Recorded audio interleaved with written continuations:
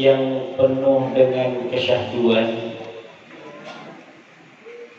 Malam hari ini kita kumpul dalam rangka haul Mbah Ridwan, kakenda daripada Mbah Mufid. Kita berdoa semoga Mbah Ridwan Allah angkat derajatnya di sisinya. Allah terima segala amal baktinya, segala perjuangannya ketika beliau hidup, dan Allah ampuni segala dosa-dosanya. Dan anak cucunya Allah jadikan anak cucu yang berbakti kepada leluhurnya, juga anak cucu yang akan meningkatkan derajat keluarga dari sekarang sampai hari kiamat. Haul merupakan tradisi. Tidak ada amrun khasun, amrun mahsusun minad dini lidhikra haul aw li'amalil haul, la yakun. Bahkan haul ini merupakan tradisi keagamaan yang otentik berasal dari Nusantara. Artinya apa? Sebelum agama Islam hadir di Klaten, ini leluhur kita memang suka haul. Orang-orang Jawa zaman dahulu sebelum adanya Islam suka haul, tapi namanya bukan haul, dulu namanya serada.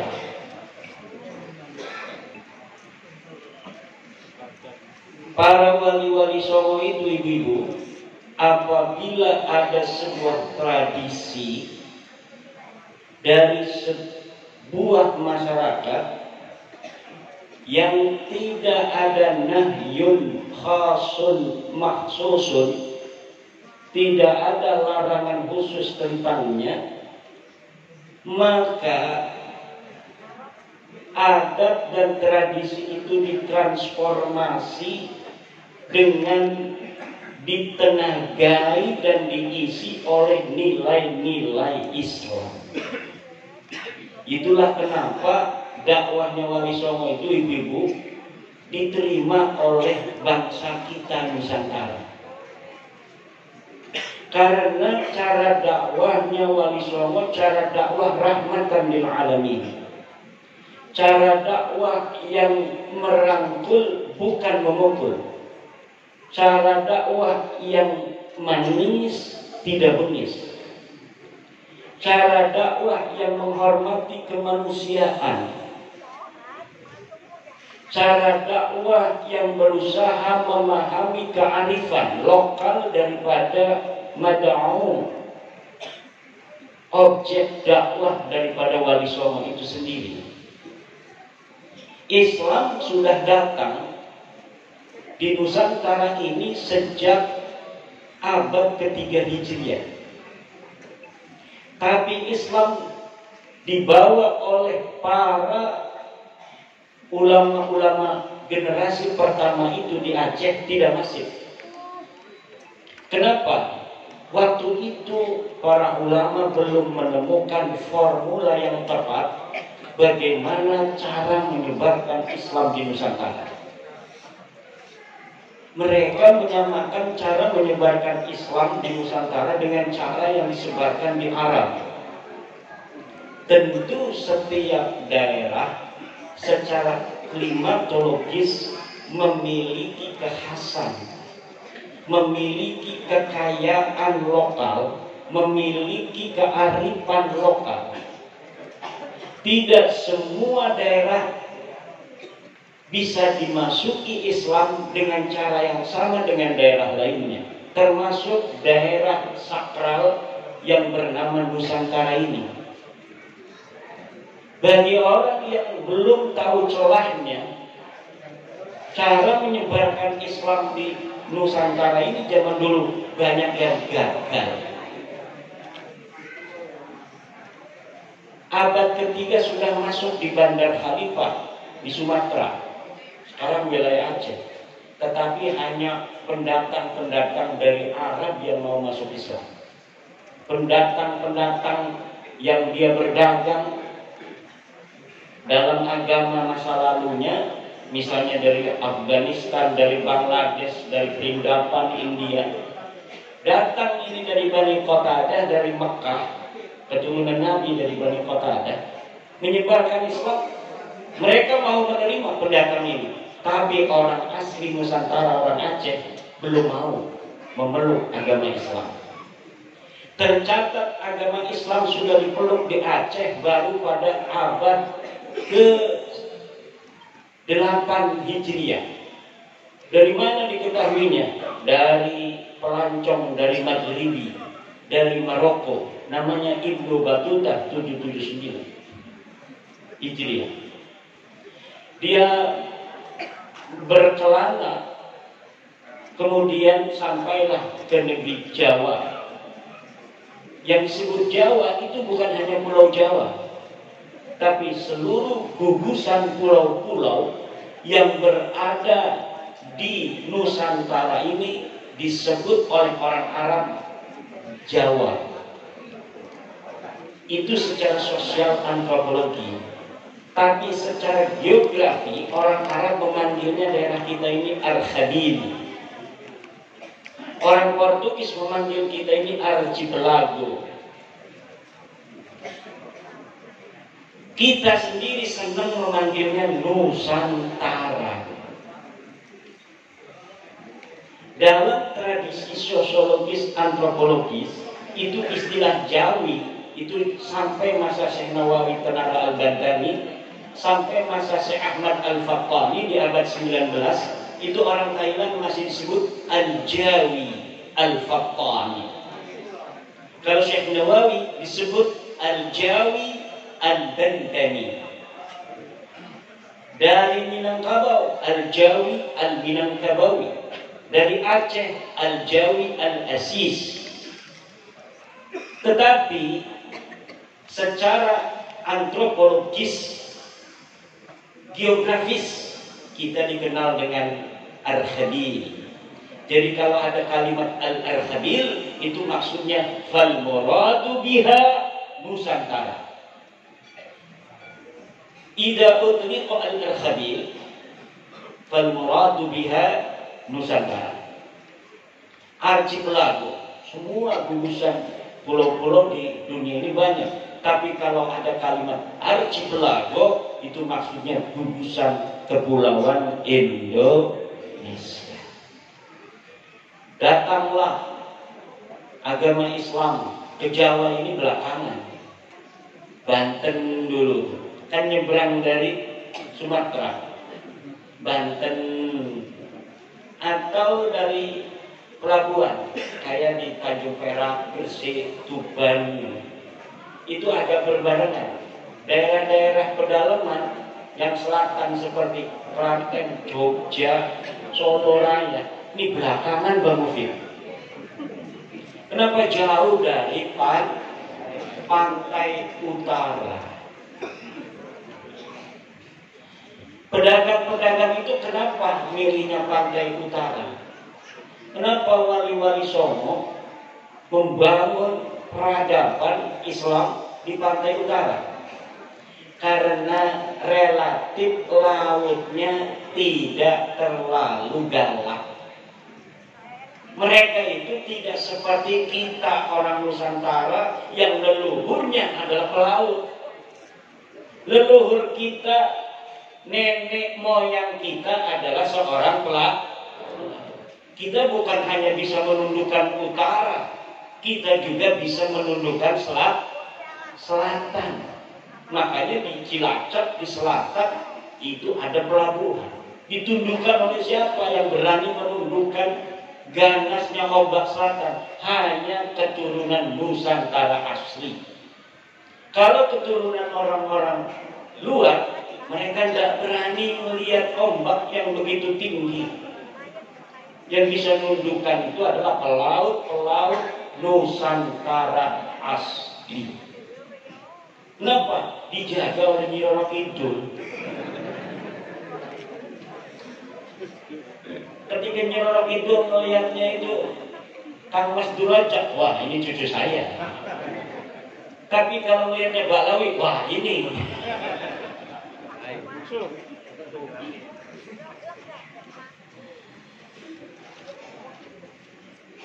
Jadi Islam yang sekarang hari ini ada di Klaten, ada di Seragen, ada di Karanganyar, ada di Boyolali, ada di Wonogiri. Ini adalah Islam Wali Songo. Islam non? Tak bisa bahasa Sunda itu.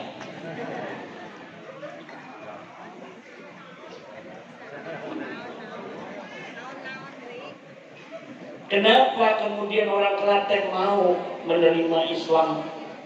Karena para wali songo mengedepankan hati di dalam bagaimana menyampaikan dakwah Islam. Ketika dakwah itu disampaikan dengan cinta, maka akan dibalas dengan cinta. Ketika dakwah itu disampaikan dengan kearifan, maka akan diterima dengan kearifan. Dan inilah yang dilakukan oleh Wali Songo. Maka pada abad ke-14, menurut Profesor Dr. Agus Sunyoto, hanya dalam waktu 40 tahun para Wali Songo berhasil menyebarkan Islam bukan hanya di daerah pantai utara, tapi sampai ke dalam, sampai ke ujung pantai selatan, semuanya masuk Islam hanya dalam tempo singkat 40 tahun. Coba. Jadi maka tidaklah terlalu berlebihan jika dikatakan bahwa penyebar agama Islam di Indonesia ini Wali Songo. Bukan menafikan para da'i, para doa yang menyebarkan sebelumnya yang belum berhasil itu. Tetapi ketika kita ingin mengatakan siapakah yang berhasil menyebarkan agama Islam sampai diterima begitu masif oleh mayoritas masyarakat Nusantara, jawabannya menurut penelitian Profesor Dr. Agus Sunyoto hanyalah Wali Songo.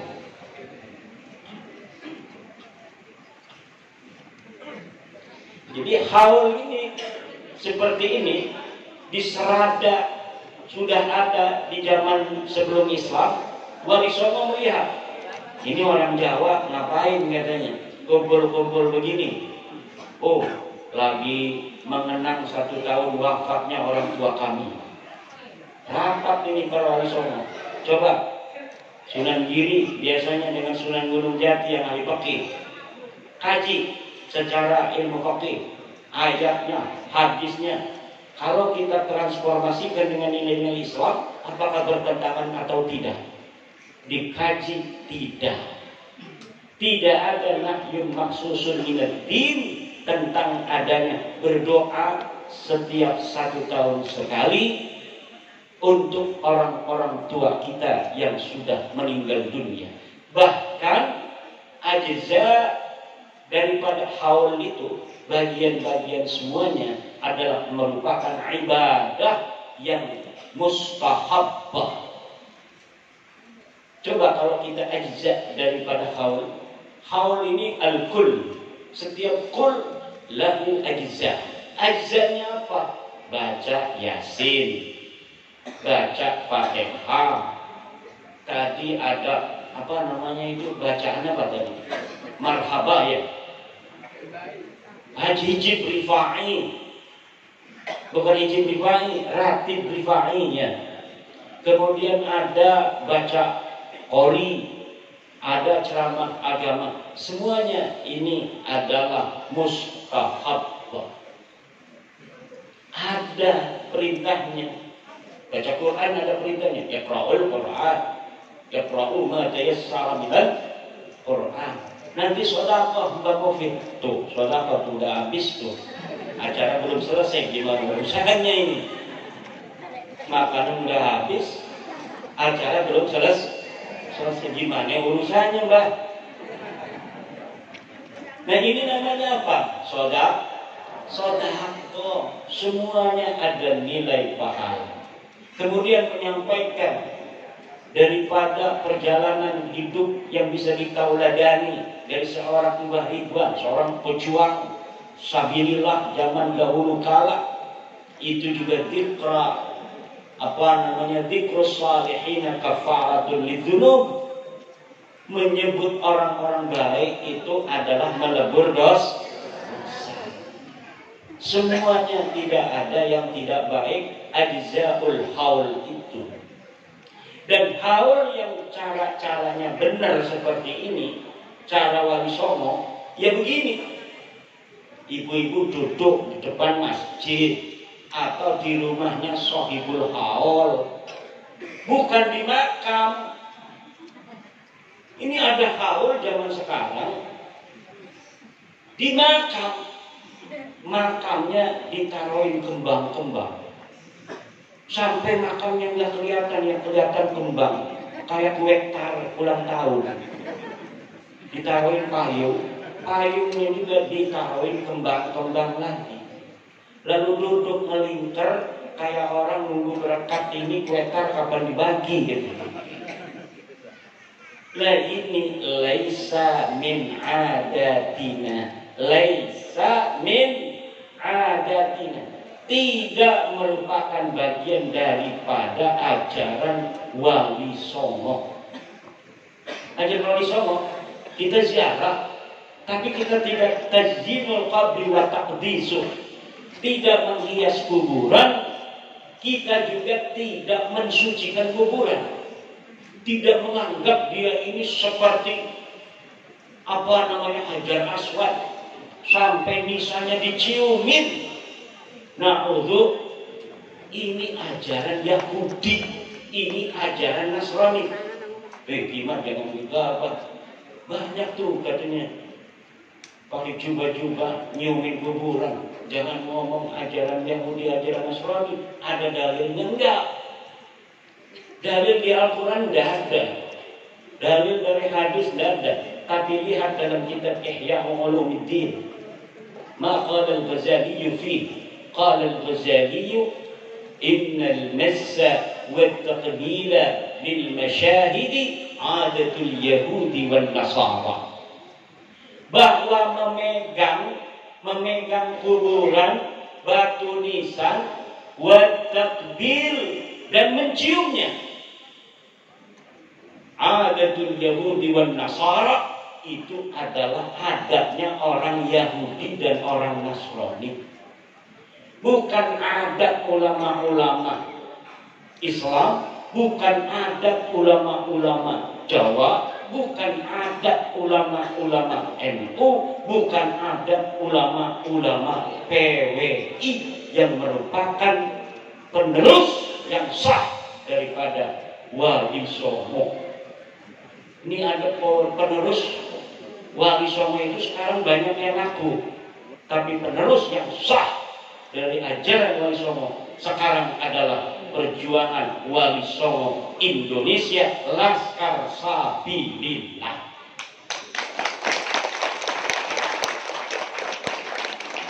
Sudah jelas dikatakan oleh Imam Ghazali, kata Mbah Hasyim Asy'ari, tasawuf kita tasawufnya Imam Ghazali, tasawuf kita tasawufnya Imam Junaid Al-Baghdadi.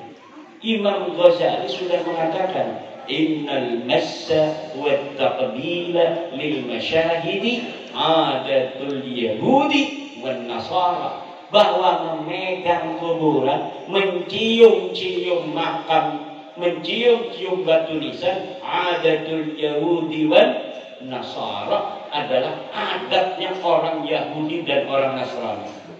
Dan kita dilarang oleh Kanjeng Nabi untuk mengikuti adat-adat orang Yahudi dan orang Nasrani. Tidak boleh kita nyamain. Coba kenapa kita dalam talqin ada duduk, ada berdiri? Asalnya Nabi berdiri, melihat orang-orang Yahudi berdiri. Kata Nabi, kita duduk. Melihat Nabi duduk, orang Yahudinya duduk, Nabi berdiri lagi. Makanya sekarang ada, kalau yang baca duduk, yang lain suruh berdiri. Itu asalnya saking tidak bolehnya kita ikut-ikut Yahudi. Khaliful musyrikin, berbedalah kamu dengan orang-orang musyrik. Khaliful Yahuda wal Nasara, berbedalah kamu dengan orang Yahudi dan orang Nasrani. Man tashabbaha biqaumin fahuwa minhum, kata Rasulullah. Siapa orang yang menyerupai satu kaum, fahuwa minhum, maka dia adalah merupakan bagian dari kaum itu. Makanya saya dimarahin sama anak-anak saya yang kecil-kecil itu. Sekarang di sekolah dasar itu ada ulang tahunan. Jadi ulang tahunan di sekolah. Jadi kalau ada ulang tahun, ibunya bawa-bawa kado. Nanti anak-anak itu yang lain dikasih kunir itu, nasi kunir yang kuning. Nah, anak saya pengen diulang tahunin juga. Kata saya, ulang tahun itu min adatil Yahudi wan Nasara. Kata ada teman saya, itu maulid juga kan tidak ada zaman nabinya. Beda bos. Kalau maulid, orang Yahudi dan Nasrani tidak mengadakan maulidnya Nabi Muhammad. Ketika kita yang mengadakan pertama kali, berarti kita tidak mengikuti daripada Yahudi dan Nasrani. Tapi kalau ulang tahun, sebelum wong telaten niki bodoh ulang tahun, wong Yahudi, wong Nasrani pada ulang tahun. Berarti kita ketika ulang tahun mengikuti gaya orang Yahudi dan gaya orang Nasrani. Bedanya di situ. Understand? Are you happy? Alhamdulillah. Jadi mau ulang tahunan gini. Lah kita itu kalau dakwah sama anak saya kan itu dakwah. Terserah anak kita. Sama istri aja, istri itu bukan kita loh. Istri itu bukan kita. Tapi kita ngomong, apabila ditanyakan oleh istri ulang tahun haram apa halal? Haram.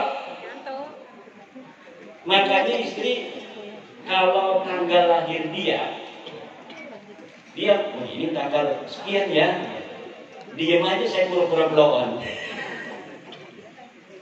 Dia pengennya selamat ulang tahun. Dia ngomong selamat ulang tahun begitu juga berarti kita muafiqun bi'adatil Yahudi wan Nasara.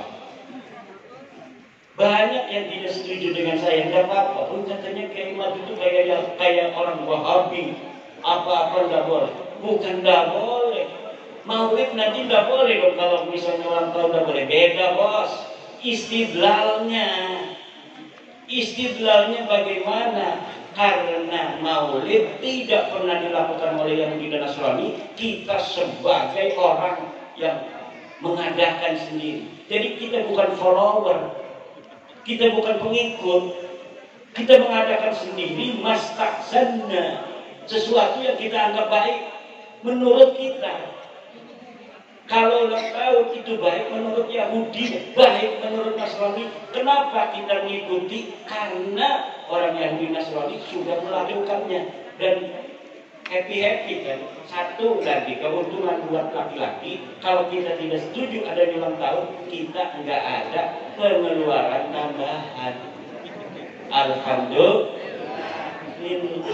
Setuju ya? Ini ulang tahun kemarin istrinya. Setuju.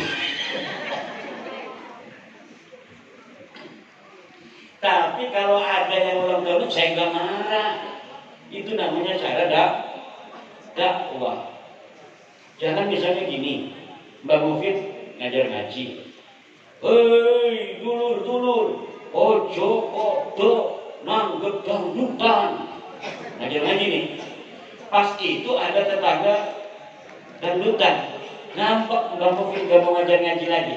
Itu namanya Mbak Mufid tidak ikhlas di dalam mengajak manusia.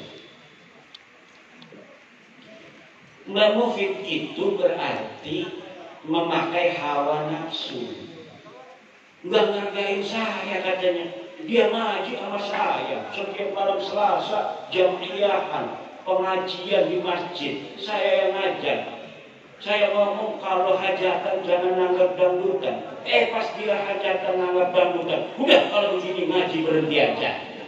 Nah itu namanya kita dalam mengajak la lillahi ta'ala, bukan karena Allah tetapi karena hawa. Kalau kita sudah menyampaikan orang mau ikut, alhamdulillah. Enggak ikut pun enggak ada urusan. Yang penting kita sudah menyampaikan. Kadang Nabi kalau lagi ngomong, qad ballagtu, apakah aku sudah menyampaikan? Na'am ya Rasulullah, qad ballagta. Tuhan telah menyampaikan. Artinya kalau kita sudah menyampaikan sebuah hukum daripada Allah, orang mau melakukan, orang tidak melakukan, nggak ada urusan sama kita. Pengajian kita ngaji, punya jamaah, kita ngomong ada babnya. Ini bab misalnya tentang i'anah 'alal maksiat, menolong terhadap maksiat. Kalau misalnya ada tetangga kita mau hajatan nanggapnya dangdut, maka kalau misalnya tenda dangdutnya datang, jangan sampai kita ikut-ikut nurunin tenda dangdutan, karena itu termasuk dalam kategori al-i'anah 'alal maksiat. Tiba-tiba tetangganya dangdutan. Dipanggil Mbak Mufid, suruh baca Syekh Abdul Qadir Jailani. Kalau di kampung saya kalau mau hajat, baca Syekh Abdul Qadir Jailani dulu. Nah, kalau misalnya kita ini sebagai da'i kemudian mau kamu ini hajatnya mau nanggap dangdut, berarti ada maksiat. Saya tidak mau. Bos, beda bos. Kita berdoa untuk keselamatan dan keberkahan hajatnya, dengan dangdutan itu hal yang berbeda. Jadi da'i, jadi ulama itu harus lentur, layyin, jangan keram. Nanti semua orang kita purikin. Tahu gak purik? Kalau bahasa Sunda sananya itu pundungnya. Kalau ini misalnya saya sama Okit ini temenan, pas saya hajat dia nggak datang, kita nggak mau temenan lagi. Apa namanya tuh? Marahan tuh apa? Purik ya. Ada nggak bahasa purik di sini? Ada tuh. Purik tuh sama dengan bahasa kresek. Kresek itu kampung saya. Karena salah satu leluhur saya itu dari Wonogiri. Saya banyak leluhurnya. Karena pasti ditelusuri memang kita orang Nusantara ini berasal dari berbagai macam suku bangsa. Kadang-kadang saling menikah. Kalau Nyai Wonogiri itu istri daripada Sultan Abul Maulana Muhammad Nasruddin, punya anak Abdul Mafakir Mahmud Abdul Qadir, punya anak Pangeran Soleh Madura Raja, punya anak Raden Mahmud di Kresek tuh. Punya anak orang Kresek itu, kampung Kresek. Kata Nona Labas kan itu kalau nyinggung-nyinggung saya, Kiai Kresek. supaya tidak kelihatan orang Banten. Padahal kresek itu tidak betul kok kresek. Fal Banten iyuna ya'rifun. Kalau disebutin nama kresek, orang Banten semuanya kenal. Siapa daerah kresek itu? Man kharaja min kresek. Siapa orang yang keluar dari masa lalu dari kresek? Syekh Nawawi Tenaran Bantani, itu bapaknya Syekh Omar, itu ngajinya ya di kresek itu. Namanya Syekh Syarif. Syekh Syarif bin Ratu Antimah bin Syekh Ali bin Syekh Abdullah bin Syekh Ibrahim bin Syekh Hasan Basri bin Raden Mahmud bin Pangeran Soleh Manduraja bin Sultan Abdul Mafakhir Mahmud Abdul Qadir. Nah, itu gurunya daripada Syekh Umar. Syekh Nawawi Tenaran Bantani adalah anak daripada Syekh Umar. Jadi bapak-bapak, ibu-ibu, ada bapak-bapak di sini satu. Itu Indonesia ini tidak dianggap sebelah mata oleh dunia. Kenapa? Dalam sisi Islam kita punya Syekh Nawawi Tenaran Al-Bantani, kita punya Syekh Mahfud At-Turmusi, ulama dunia semua. Termas itu, beliau lulusan Termas ya. Ini terkenal seantero dunia. Syekh Nawawi, Syekh Mahfud Termas, kemudian Syekh Arsad Al-Banjari, Syekh Khatib Al-Minangkabawi, Syekh Khatib Syambas, Syekh Abdul Karim Al-Bantani, Syekh Abdullah bin Abdul Qahar Al-Bantani, semuanya karangan kitabnya banyak. Dan sekarang juga ada pengarang kitab di Nusantara yang tidak mau keluar. Saya termasuk pengarang kitab yang suka keluar, suka ceramah, suka disorting. Tapi banyak ulama-ulama yang kitabnya hari ini dibaca di luar negeri, orang ini masih hidup, tapi orang Indonesia sama sekali tidak kenal. Di Madura itu ada Syekh Toifur Ali Wafa. Mungkin pengurus PBN wajah nggak kenal, atau kenal dan mau bawa-bawa, malah bawanya orang-orang yang nggak jelas dari luar negeri. Yang kalau di sini level itu level anak pelosok baru 3 tahun, suruh ceramah di PBNU. Ilmunya itu hebatan orang-orang Nusantara. Hari ini siapa orang yang paling banyak hafal kitab Alfiah? Negara mana orang yang paling banyak hafal kitab Alfiah? Indonesia. Orang yang kalau ngaji dari satu kitab mulai Alhamdulillahirabbil alamin sampai tamat walalam bisawab, tidak ada satu huruf pun yang ditinggal orang mana? Orang Indonesia. Apakah orang Indonesia sama orang Mesir? Tidak. Kalau betul-betul orang-orang yang berilmunya dari Indonesia ini mau keluar, maka ulama-ulama dunia hari ini yang hidup bisa jadi kalah oleh ulama-ulama Indonesia.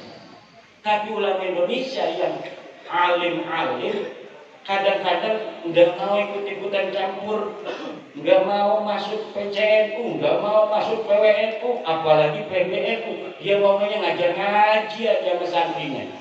Kadang santrinya cuma 20, santrinya cuma 100, tapi ilmunya luar biasa. Dia tidak pengen santri-santri banyak-banyak. Banyak ahli ilmu yang seperti itu. Mbah Ihsan Jampes, pengarang kitab Sirajul Talibin, yang kitabnya mendunia, baru wafat tahun 50-an. Orang Indonesia nggak ada yang kenal waktu masih hidupnya. Tapi ketika sudah wafat, Syekh Ihsan Jampes ini terkenal di seluruh dunia karena cara penulisan kitabnya yang halus bagaikan karangan orang Arab. Makanya saya itu yakin kalau diadakan MTQ tingkat internasional, Orang yang paling teliti baca kitab sedunia itu bukan orang Mesir, bukan orang Saudi, bukan orang Madinah, tapi hari ini yang paling teliti baca kitab orang Indonesia. Saya berani jamin, senajan profesor dekening Timur Tengah baca kitab dengan kiai-kiai Indonesia, walaupun di Indonesia kalau baca kitab kita dengerin ngantuk.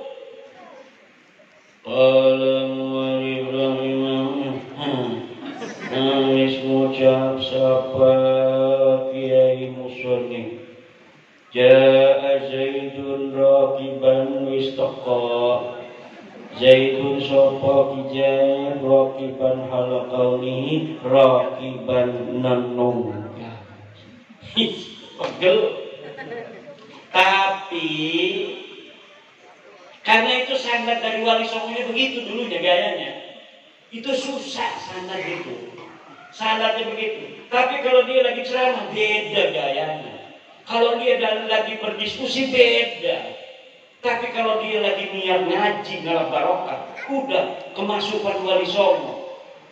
Ya ngantuk. Dia baca satunya tidur semua. Itu walaupun tidur barokah. Tapi kalau ditanya satu-satu per huruf, ja'a apa itu? Ja'a kalimat fi'il mati. Zaidun jadi apa? Dia jadi fa'il. Rakiban jadi apa? Dia jadi hal. Ditanya istiqomahnya juga bisa. Mana dalil artiannya? Bisa. Orang Timur Tengah belum tentu. Kenapa kita harus inferior kepada orang Timur Tengah dalam Islam? Kita harus inferior kepada orang-orang bule dari warna kulit. Kita harus inferior kepada orang-orang Arab mengenai hidung kita. Padahal kita sama-sama keturunan Nabi Adam alaihissalam. Ibu kita sama-sama Hawa. Ibu kita Hawa, semuanya sama. Kakek kita Adam. Kenapa kita harus merasa kita kalah dengan orang bule? Kenapa kita harus merasa kalah sama orang Mesir?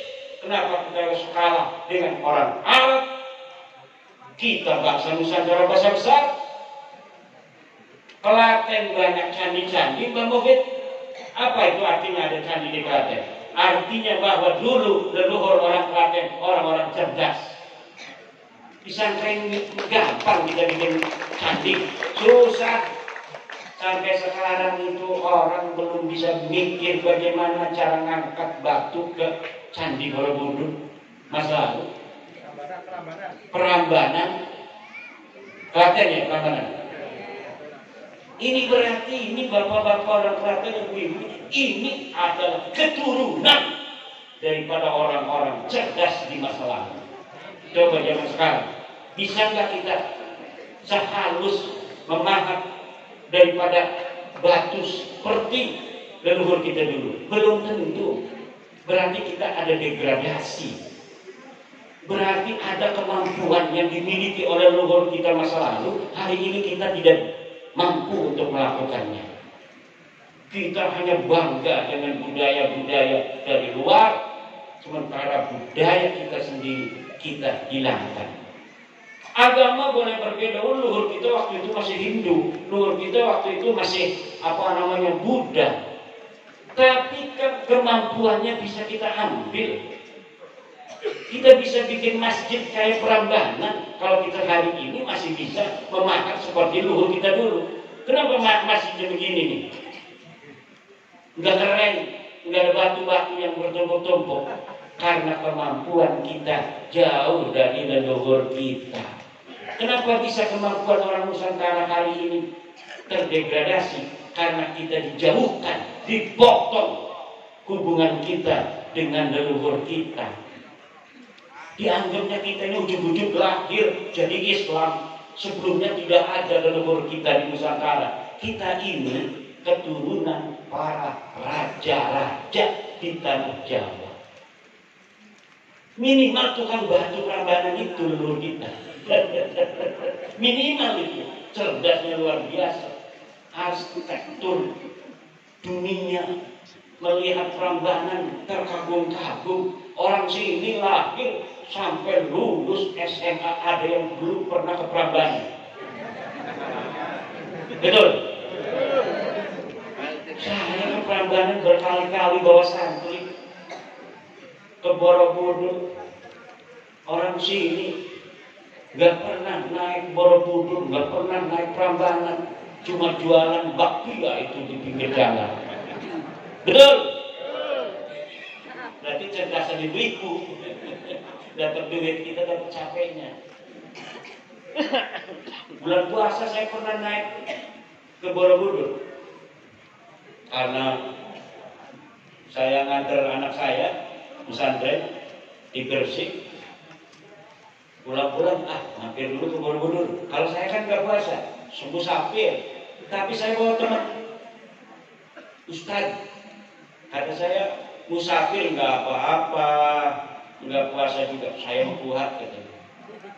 Dia tetap puasa terus 2 hari. Pas saya ajak naik ke Borobudur,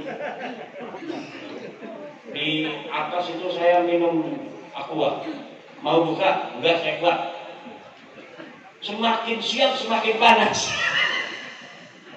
Turun-turun ada dawet. Dia di belakang saya kan, saya sama istri. Dawet gitu saya. Dia diem aja. Mau? Mau? Apa itu? Dawet, ya udah satu lagi gitu ya. Bu, kita ini agama suruh puasa betul. Tapi ada hal-hal di mana kita boleh meninggalkan kewajiban itu dengan adanya udzur. Misalnya kalau kita sedang bepergian atau ada mani, misalnya ibu-ibu sedang haid, nggak apa-apa, nggak puasa, bahkan nggak boleh. Ya. Tapi nanti kalau sudah bulan Syawal, sambil puasa sunnah Syawal 6 hari, sambil kita qadha. Kalau kita nggak qadha dalam 1 tahun, ingat tahun berikutnya harus ditambah 1 mud itu nasi itu beras. Nah, ini bapak-bapak ibu-ibu yang ingin saya terangkan pada kesempatan malam hari ini mengenai adanya budaya-budaya yang dikira ini budaya kita, seperti megang kuburan, nyium makam, padahal itu bukan budaya kita. Bahkan itu budaya kafir, budaya Yahudi dan Nasrani. Maka jaga anak kita jangan sampai ikut nih golongan orang-orang yang suka nyiumin kuburan. Doraka. Kita biarkan anak kita, keluarga kita, istri kita mengikuti kabin-kabin yang suka nyium makam itu, berarti kita membiarkan anak keluarga kita untuk mengikuti cara Yahudi dan cara Nasrani. Sudah jelas dalam kitab Ihya Ulumuddinnya. Lihat, cari kitab Ihya Ulumuddin. Saya ulangi lagi, innal massa wat taqlila lil masyahidi adatul yahudi wan nasara. Belum lagi menghadiri cerita-cerita khurafat, rantai emas dari langit, hujan susu, mi'raj 70 kali. Ini lihat di dalam kitab Hadhihi hiya as-sufiyyah fi Hadramaut. Apa yang dikatakan ulama tentang cerita-cerita Ba'lawi?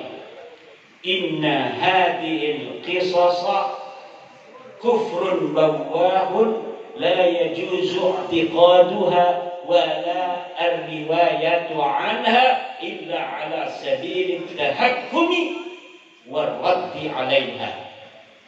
Bahwa tidak boleh kita meyakini daripada kisah-kisah khurafat yang ceritakan oleh Ba'lawi itu.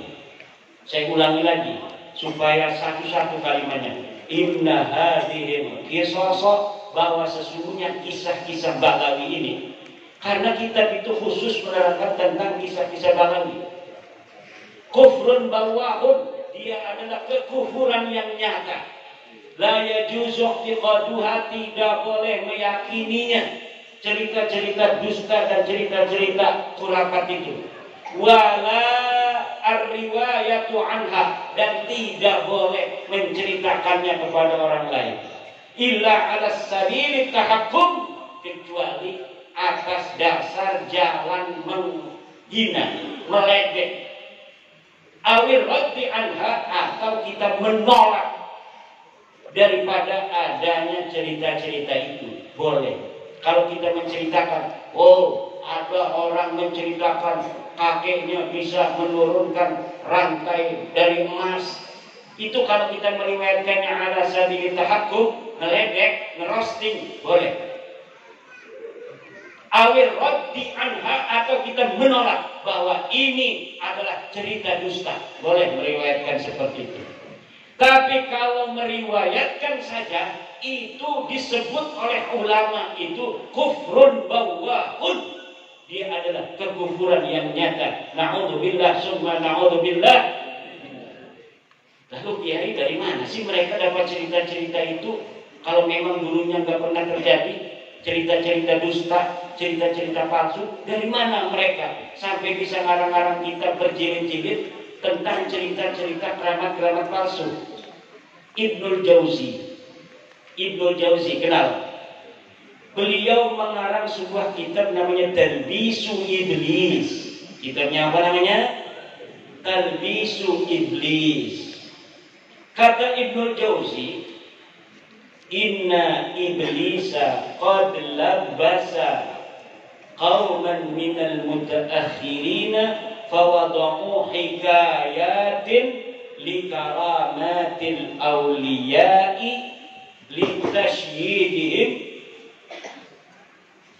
ala za'mihim amral qawmi fakashafallahu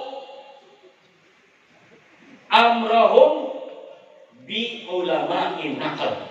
Saya akan lupa itu apa namanya urutan yang sebenarnya kama qala Ibnu Jauzi, bahwa begini kata Ibnu Jauzi,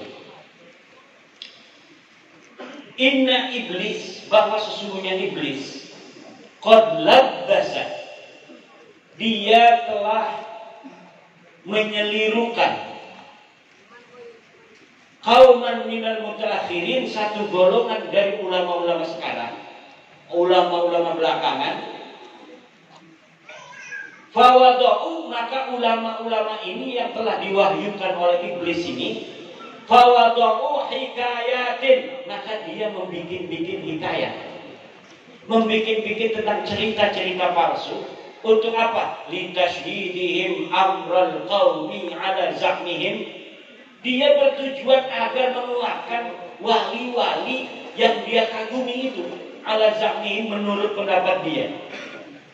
Itu para ulama menambahi kalimat itu dengan kalimat wal haqqu la yushayyidu bil batil. Sedangkan kebenaran itu tidak bisa dikuatkan dengan kebatilan. Jadi itu cerita-cerita palsu itu diwahyukan oleh iblis, diberikan ilham oleh iblis kepada orang agar bisa mengarang cerita-cerita palsu tentang keramat-keramat kakeknya yang tidak terjadi di masa hidupnya. Na'udzubillah.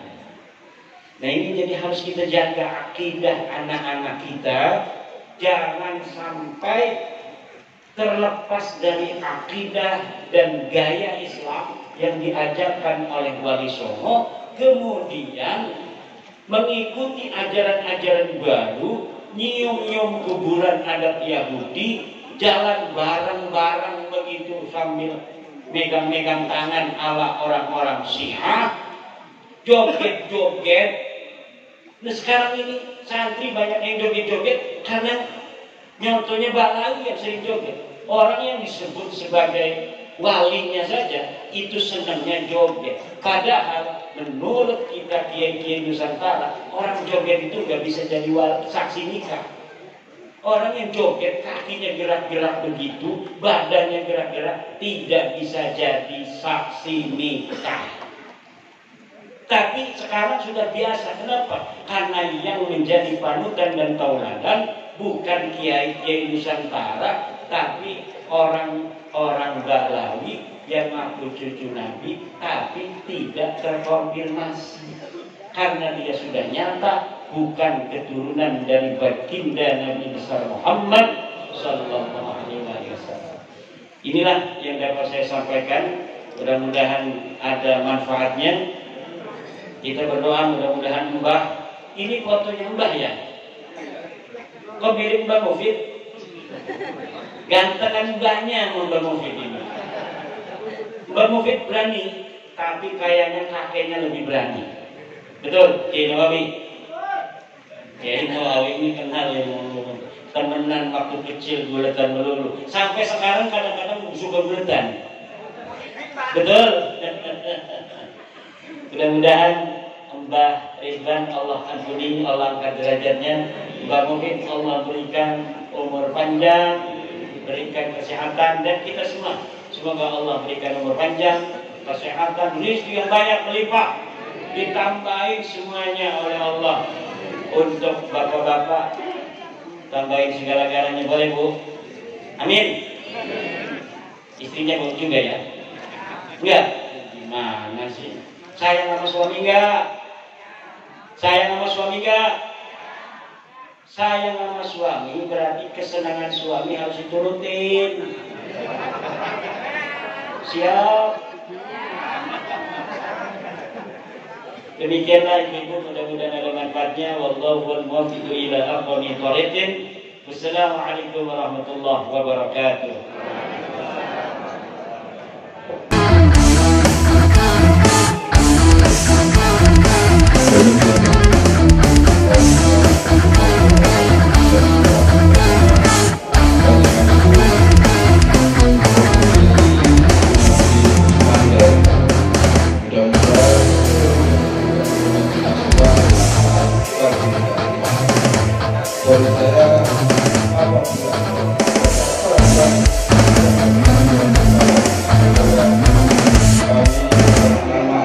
Wali Songo adalah zuriat Nabi, santun berakhlak berbudi pekerti, wariskan agama dan budaya Islami.